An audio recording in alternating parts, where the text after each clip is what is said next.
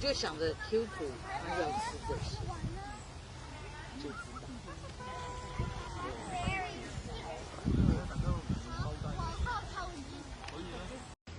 Papunta tayo sa strawberries. Season daw ang strawberry dito, sabi ni Shayna. Nakalagay, di ba? Good na. Very good pa. Yun. Hindi naman kasi lahat gusto ang Blueberries. strawberry. Some people don't Like like. strawberries.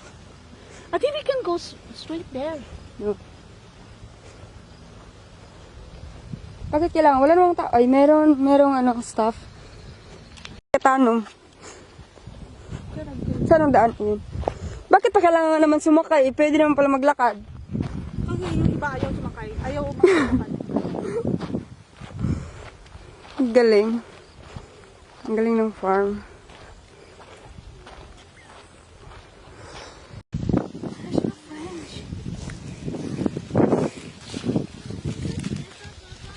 Silba? Mas madaling mapuno ang basket. Of course, kasi Ay, malaki. malalaking strawberry ito. Ito ang tinatawag na Korean. Ano tawag na ito? Korean strawberry tumubo sa Canada. Anong klase? Ano masasabi mo sa strawberry? It's very easy. Unlike before. Di ba na strawberry picking tayo? Yeah, sa may Niagara Falls. Papunta. Hindi maganda, di ba? Hindi, syempre tapos na yun. Oh yeah? Good luck. Sa what? You No, don't. before I'm not really fond of it. Yeah. Before you're not really fun. Kasi?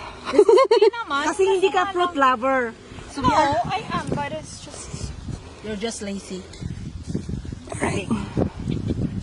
It's easy to buy. Yeah. But this is fresh from the farm. It's more challenging, di ba? Challenging. Oo, kasi yuyuko ka, tatayo. Ang sarap.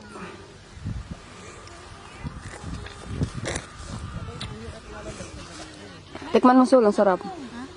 Ang sarap. Nahiya ako na, okay lang ba? Oh, isa lang Kanina kasi naman. pwede ka magtago doon eh.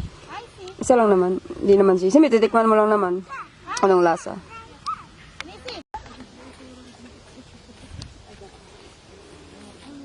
Ay. Diba ang ambuli na? Dinalagas man siya kalasga eh. Yung ano, anong tigasaw? Ang bango, no?